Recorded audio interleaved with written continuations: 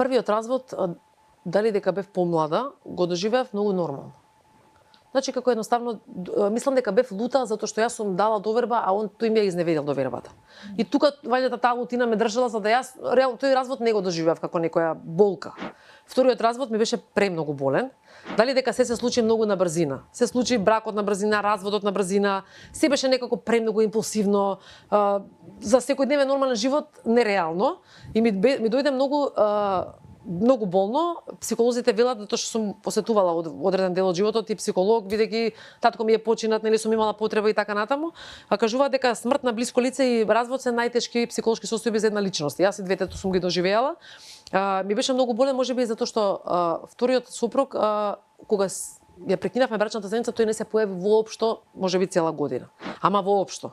Како да починал едноставно.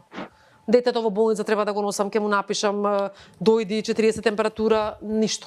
Значи буквално како да го нема. Дури некогаш си мислев дека се одселил од државата. Буквално нити да го сретнам некаде, буквално ништо. Така да можеби од тој аспект дека немав никакво негово присуство, помош, барем некој разговор, ми беше премногу болен.